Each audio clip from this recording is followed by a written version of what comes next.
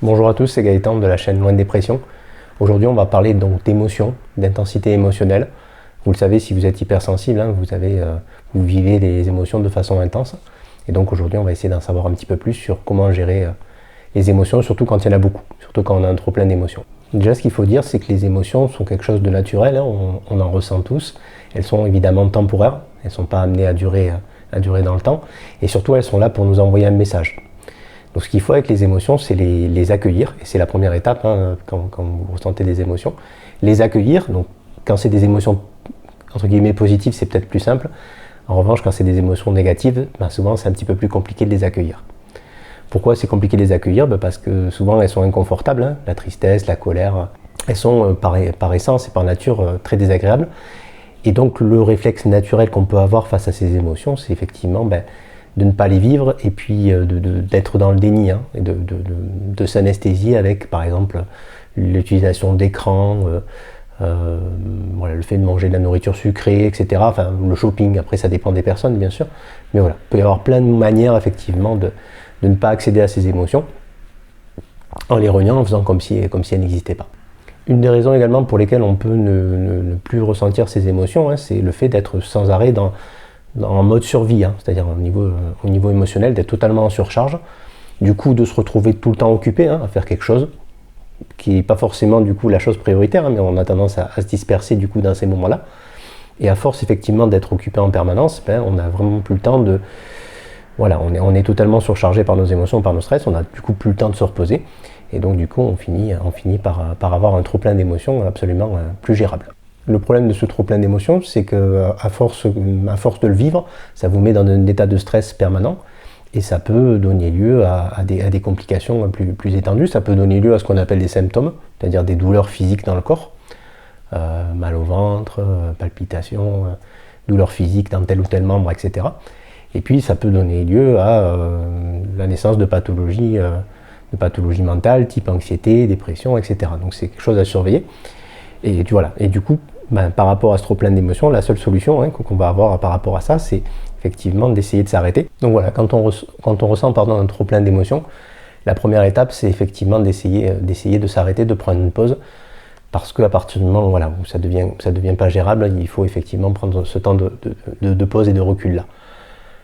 Pas mal de façons de faire. Le plus simple, c'est effectivement d'essayer de se reconcentrer sur la respiration pour parvenir à calmer les pensées, à calmer les émotions. Ça ne va pas les faire disparaître, bien entendu, mais ça va permettre un petit peu de prendre ce recul. Plusieurs choses qui aident, le fait de se balader en pleine nature, ou même pas en pleine nature, mais en pleine nature c'est encore mieux. Ça permet de baisser son taux de stress, de respirer. La cohérence cardiaque et la méditation de pleine conscience, ça j'en parle régulièrement dans les vidéos, ce sont deux moyens en fait de se concentrer sur la respiration et puis de parvenir à se détacher de ses émotions, de ce qu'on ressent et des pensées. Donc ça c'est des outils qui peuvent pas mal vous aider. Alors au début c'est pas forcément évident quand on n'est pas habitué, mais vous avez plein d'outils sur YouTube notamment, pas mal de vidéos sur ça, sur les méditations, sur la cohérence cardiaque. Vous avez aussi des applications mobiles avec beaucoup de contenu gratuit, donc il y a pas mal de choses qui peuvent vous aider par rapport à ça. Ce qui peut vous aider aussi quand vraiment on est en trop plein d'émotions, et je trouve que c'est peut-être même le mieux si on devait classifier, c'est aussi d'écrire ce qu'on ressent. Parce que souvent quand il y a un trop plein d'émotions, il y a plusieurs émotions qui sont mélangées, et ça permet vraiment de nommer les choses, et de dire voilà, ce que je ressens c'est vraiment ça, parce que il y a tel truc qui me gêne. Des fois ça aide à prendre conscience aussi de certaines choses qui se passent, de ce qui nous gêne vraiment, et d'y voir plus clair. Et puis le fait d'écrire, ça peut aussi aider un petit peu comme on nomme les choses, à s'en libérer.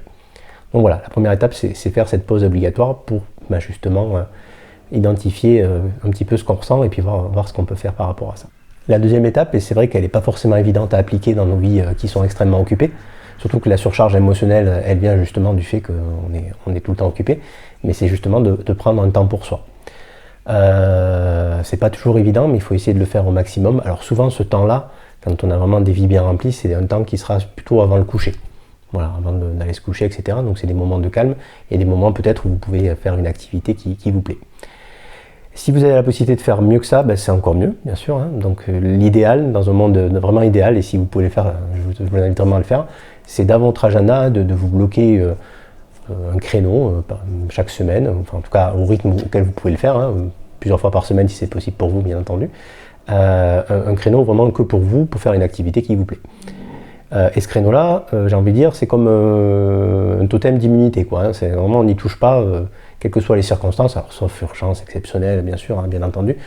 Mais vous voyez l'idée, le principe, c'est vraiment d'avoir cette espèce de sanctuaire, hein, de moment vraiment rien qu'à vous, qui est vraiment identifié dans votre agenda, hein, et pour lequel voilà, vous allez pouvoir faire quelque chose qui vous plaît, que vous aimez, etc. Ça permet du coup voilà, de gérer ce trop plein d'émotions et pouvoir pleinement se reposer, récupérer et puis retrouver un peu plus les idées claires et les émotions un peu plus claires également. Et puis la troisième étape que je vois, hein, pour ce processus de gérer ce trop plein d'émotions, une fois qu'on a fait les deux précédentes, c'est d'essayer d'aller un petit peu plus loin que ces deux choses-là. En gros, hein, quand on fait une pause et qu'on parvient à se calmer, etc., qu'on parvient du coup à identifier ce qu'on ressent, hein, plus ou moins, etc., le but c'est de savoir, ben voilà, pourquoi je ressens ça, qu'est-ce que je peux faire pour améliorer les choses.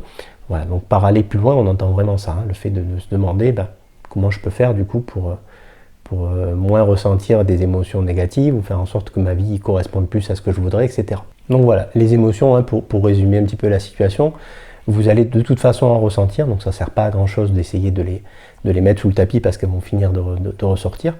En tant qu'hypersensible, c'est normal de vivre les émotions de façon intense, hein, c'est par nature, hein, on est sensible, donc on vit de l'intensité émotionnelle, c'est marqué dessus, hein, c'est clairement ça, quoi. Voilà, donc ça, on peut pas y couper. Et ça a aussi des aspects positifs, parce que ça veut dire qu'on ressent très fort les émotions positives. Donc ça, pour le coup, c'est hyper positif aussi.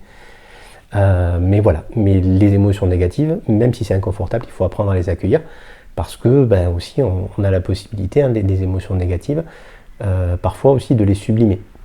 Là, je pense à tout ce qui est activité artistique. Pour les personnes notamment qui ont une certaine appétence par rapport à ça, qui aiment, je sais pas, peindre, écrire, etc., sculpter, faire de la musique, peu importe le moyen, peu importe l'art, c'est vrai que souvent, c'est une très bonne façon de parvenir à gérer ses émotions, parce que ça permet de se servir de ce qu'on ressent et de transformer en quelque chose de beau.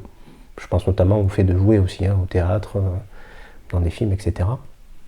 Voilà, toute expression d'art, et alors il n'y a pas besoin d'être Mozart ou d'être un immense dessinateur, hein, voilà, juste se faire plaisir à son niveau, il n'y a pas besoin de reconnaissance par rapport à ça, mais ça permet en tout cas d'exprimer des choses et puis de les transformer en quelque chose de beau.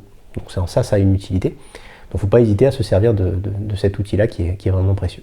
Voilà, écoutez, j'espère que cette petite vidéo sur les émotions vous aura plu. Si vous voulez en savoir plus, vous avez un article en description de la vidéo qui vous présente donc ce trop plein d'émotions et comment le gérer en tant qu'hypersensible. Si la vidéo vous a plu, n'hésitez pas à mettre un j'aime, à la partager sur les réseaux si jamais elle vous plaît, et si jamais vous pensez qu'elle peut intéresser d'autres personnes. Et puis n'hésitez pas à vous abonner pour voir les suivantes. Merci.